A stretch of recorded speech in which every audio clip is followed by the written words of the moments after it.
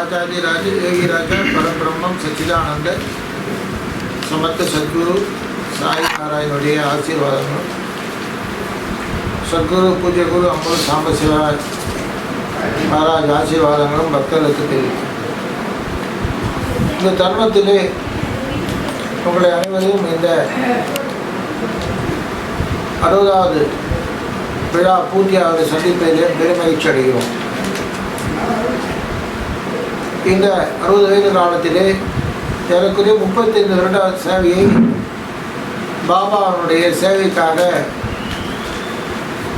தொடர்ந்து நானும் என்னுடைய மனைவியும் ஆற்றி வருகிறோம்.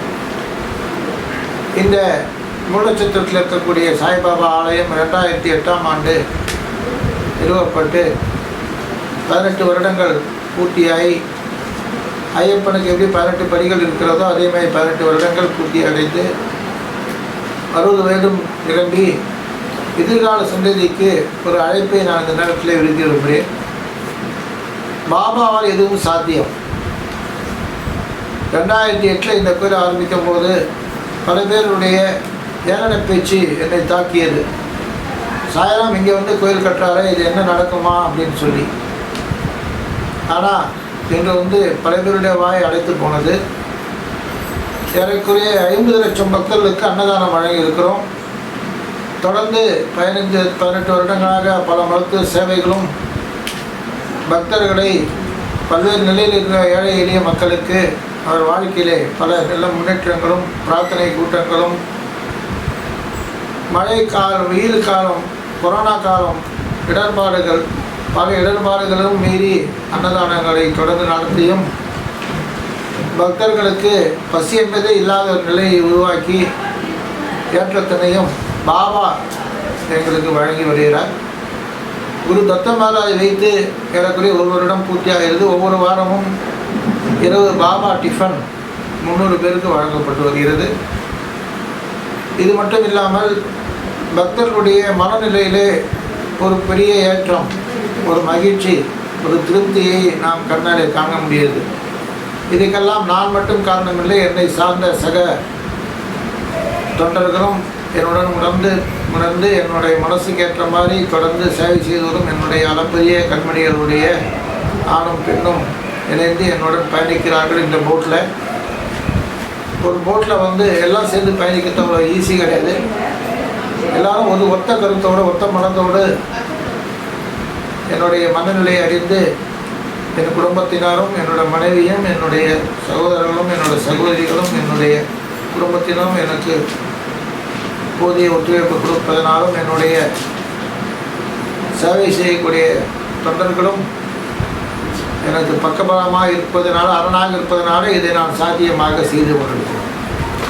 இந்த தருணத்திலே என்னுடைய வயது 60ஆவது இருந்தாலும் இன்னும் எனக்கு அந்த புத்துணர்ச்சி இருக்கிறதுனால காரணமே இவங்களுடைய ஒரு வாரம் இவங்களை பார்க்கணுன்னா ஏதோ இழப்பை நான் உணர்கிறேன். உள்ளபடியே பாபாவை பார்க்கணும் இல்லை, இவங்க முகத்தில் ஒரு வாட்டத்தை நான் பார்க்கக்கூடாது. இவர்கள் வாட்டமடைந்தால் நான் வாட்டமடைவேன், இவர்கள் சந்தோஷமாக இருந்தால் நான் சந்தோஷமாவேன்.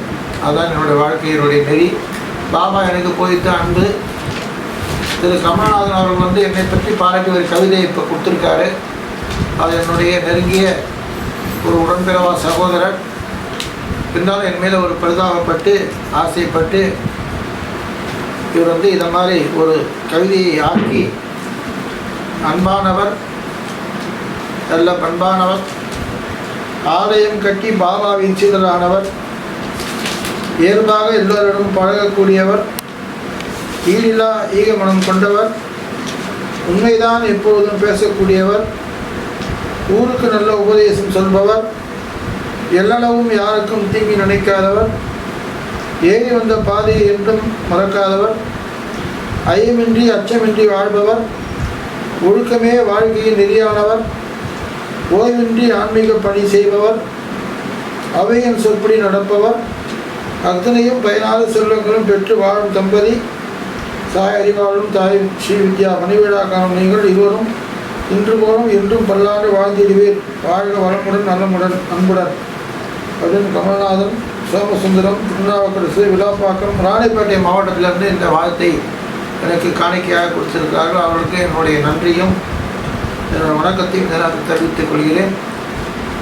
பாபா சொன்னது நம்பிக்கை, பொறுமை, இதை எல்லாரும் நான் கண்டிப்பாக கடைபிடிக்கணும்.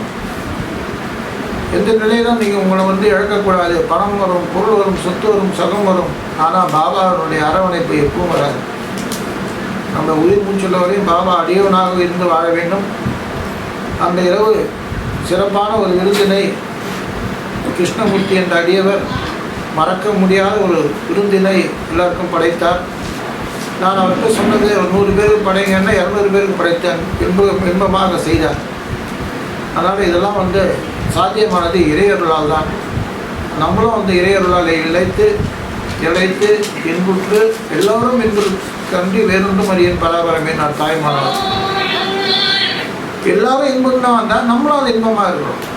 எல்லோரும் துன்பம் வந்தால் நம்மளும் துன்பமாக இருக்கும். ஏன்னா இன்பமும் துன்பமும் மாறி மாறி வாழக்கூடிய உலகம் இருக்குது. அதனால் எல்லோரும் இன்பமாக இருக்கணும். எல்லோரும் இந்த நேரத்தில் என்னோட மணிவிழா செய்தியாக இன்னும் வருங்காலத்திலே மேன்மேலும் நம்ம அமைப்பு வலுப்பெற்று எல்லோருக்கும் ஈடில்லா சேவையை பண்ணி எல்லோரும் வாழ்க்கையிலும் ஏற்றம் இருந்து எல்லோரும் மகிழ்ச்சியாக இருக்க இந்த நாட்டில் என்னுடைய குரு தத்தாத்திரேயரும் பாபாவையும் என்னுடைய குருநாதரும் பிரார்த்தனை செய்து கொண்டு எல்லோருக்கும் என்னுடைய வாழ்த்துக்களை தெரிவித்துக் கொள்ளும். நன்றி தெரிவித்துக் கொள்வோம். ஜெய் குரு தத்தம், ஜெய் சாய்.